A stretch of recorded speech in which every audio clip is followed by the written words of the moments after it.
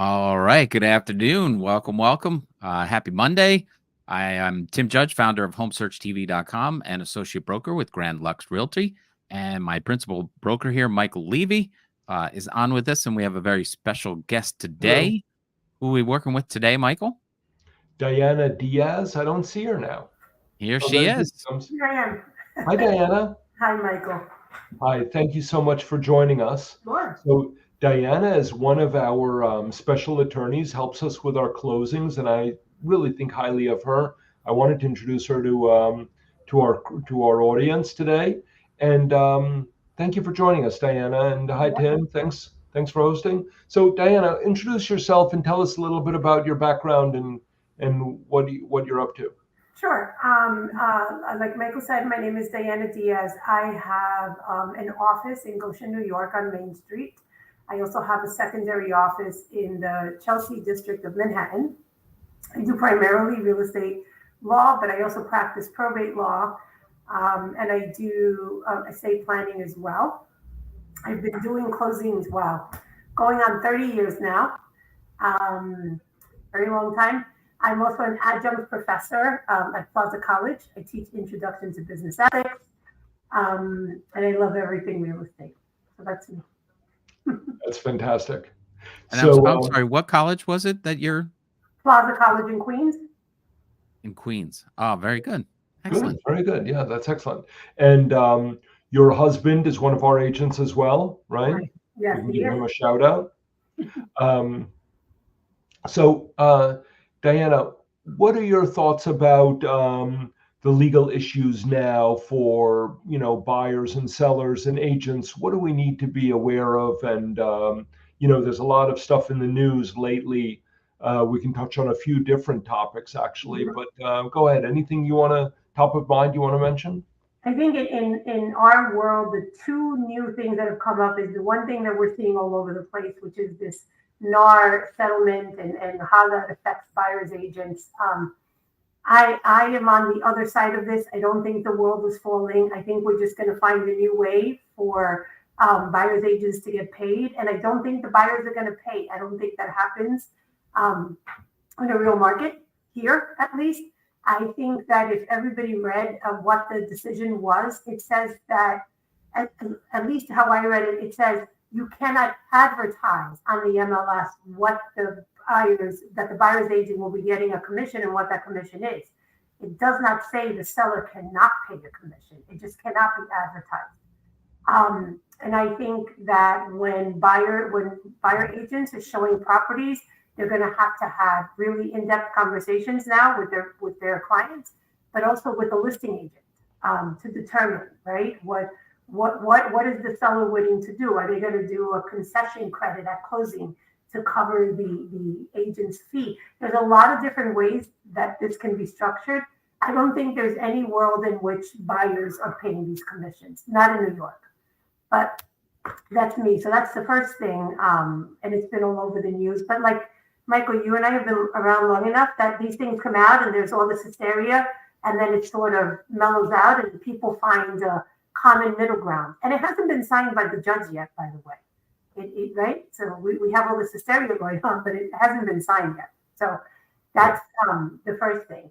We also now have this property condition disclosure statement where sellers were able to give a $500 credit and didn't have to disclose anything. Gone are those days.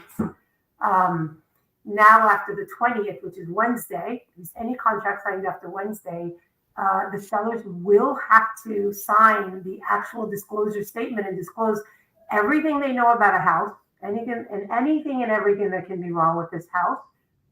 But I think more importantly than just filling out the form, they are liable for anything that happens that was not disclosed, and there's no limit to the liability. It doesn't end in a year. It doesn't end if you didn't disclose it, and it is the causal effect of some major catastrophe in this house. You are going to be liable. That means 5 years down the road, you can be held liable for something that happened with a house you sold 5 years ago. So I am telling my clients who are selling, we can take care of any issue now. Be as transparent as you can. We can address them. We can contract for them, right? Because the buyer can waive issues. They can't waive things we don't disclose. So I'd rather you disclose and they waive. It takes you off the hook, and you're not held liable for that. So those are the big things. So you have sellers' attorneys now rushing you to sign contracts before Wednesday's deadline, and buyers' attorneys saying, nope, we're going to hold off and not sign until Wednesday because we want the disclosure statement. So Right. It's Wednesday the 20th or something, right? Wednesday the 20th. Wednesday it starts. I have a few buyers right now that are not signing until Wednesday the 20th. So That's smart. That is smart. Yeah. And we also recommend frequently to our sellers to get the house inspected before coming on the market. Does an inspection report work for this kind of a property disclosure worksheet? It does, but it actually might be detrimental, Michael, and I'll tell you why. Yeah. The statute says the seller has to disclose everything they know or should have known, right? If there's something that they had no idea was an issue, they're not liable. But if you now get an inspection and are told, you have to disclose. I see. So it's kind of a double-edged sword, right? Right. So you think it might be smarter not to get a pre-inspection for a seller? Yeah. In this case, I think the less you know, the better for the sellers. Okay. Very good. Good advice. Good advice. All right. So regarding this NAR thing, that should not really scare any buyers and sellers away at this point. We know that the commission is going to be changing, negotiable, going forward, and maybe getting kicked back and forth like a hot potato topic, so to speak. And but we'll figure it out on every deal, right? To me, it's going to be one more thing to negotiate. Right. One more thing to discuss. One more thing to negotiate. That's all. Right. Tricky for buyers agents, just to make sure that they know that they're going to be able to get paid on these deals and who is going to pay them. Right. It's always a good idea for buyers agents to get a signed exclusive right to represent agreement with their buyer early in the process. And we do teach that to our agents as well. Right. Yeah. I think it's something that buyer's agents should have been doing all along, and a lot of them have been neglectful in doing it. Right. And now that neglect can cost you your commission now. So, it's something that they should do.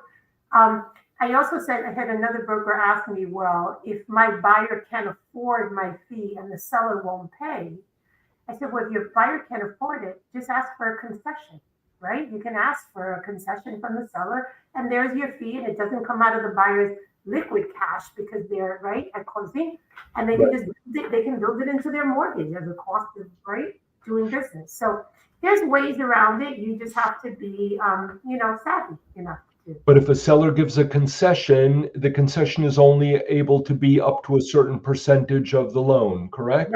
Right. What is that percentage?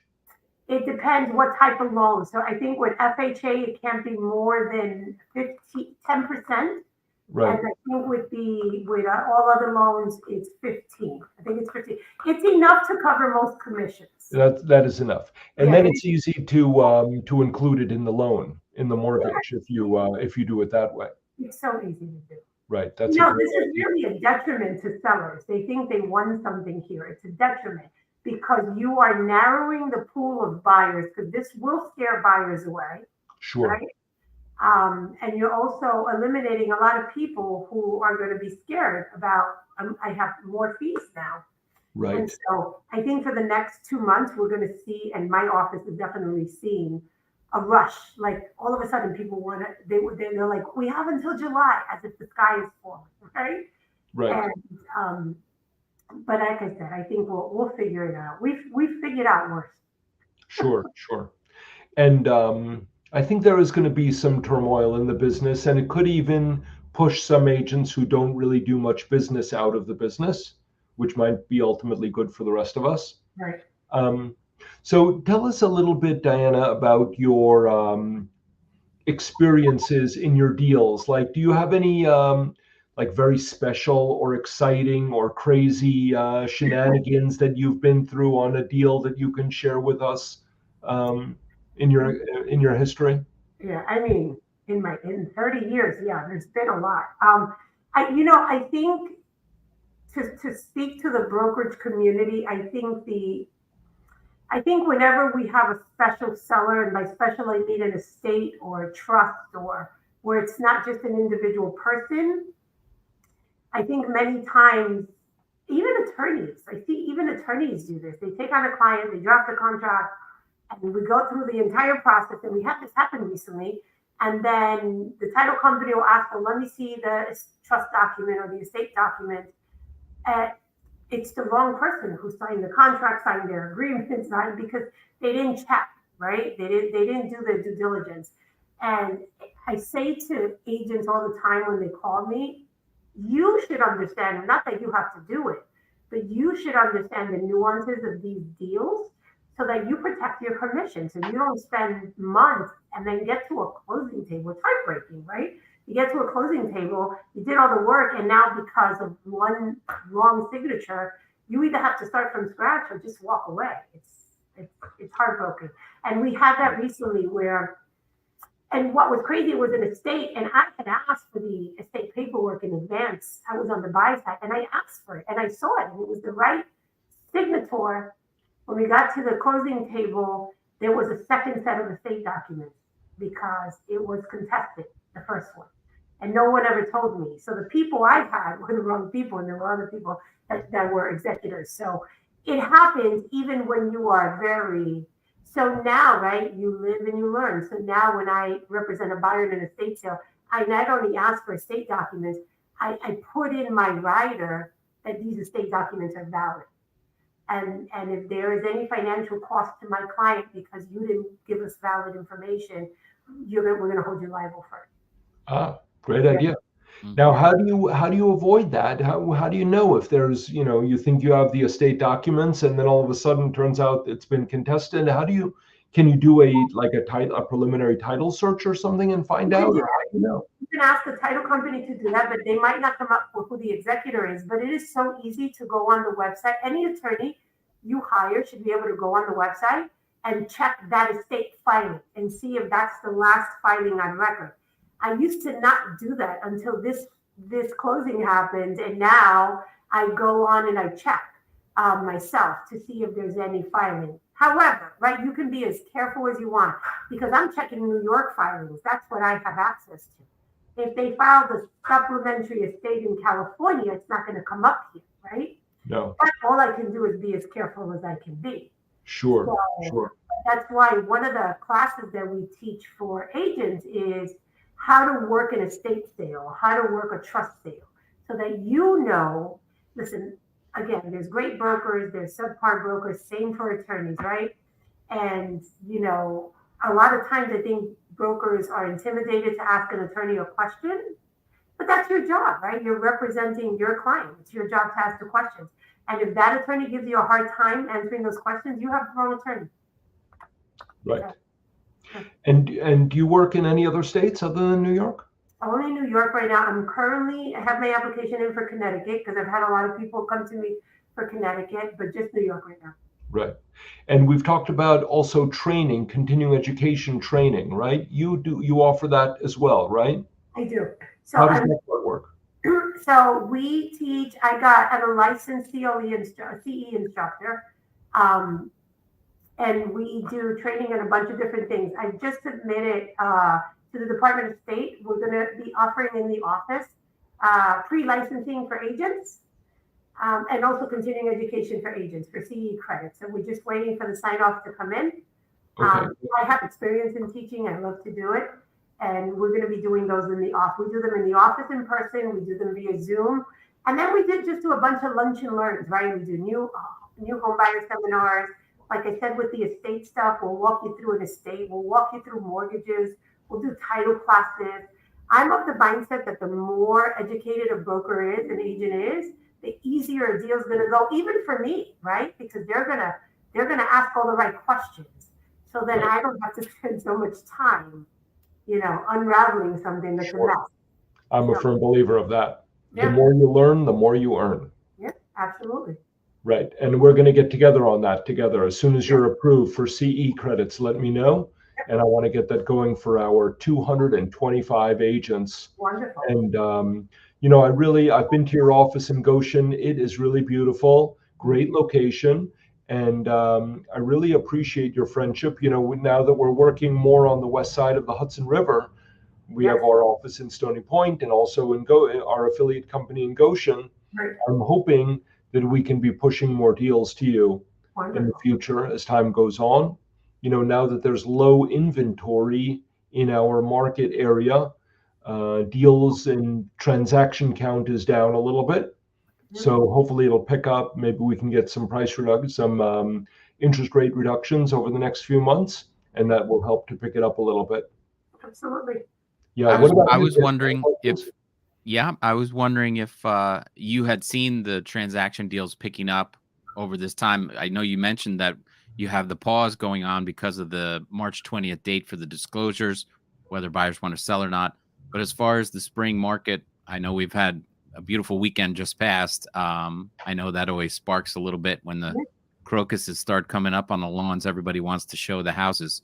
So what is your perception of the market as far as deals coming towards you out of the winter season?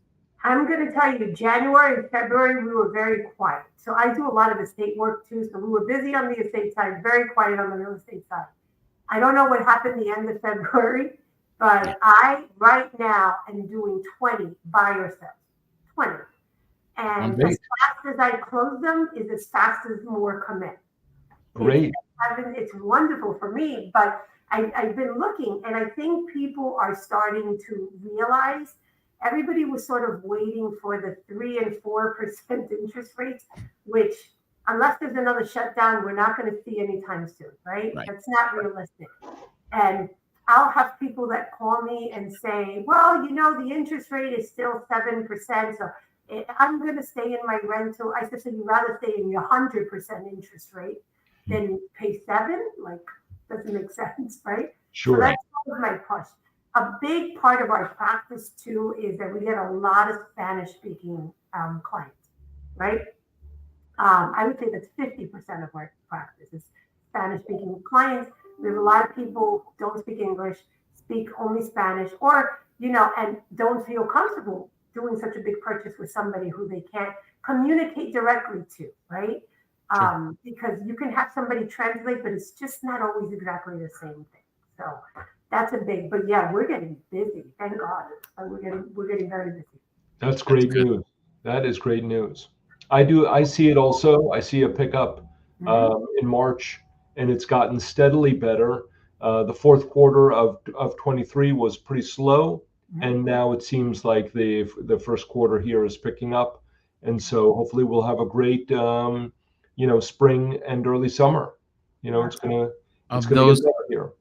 One more piece of that, of those transactions that are coming about, is there any higher or lower percentage of multiple bid deals, or is the inventory it's coming up a little bit? Is that thinning out those multiple bid situations and I think so. kind of craziness that went on?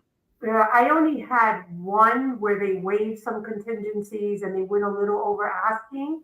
Mm-hmm. The rest of them, no. But the price point I am seeing is, for at least the clients I'm seeing, are like low 3s, mid 4s.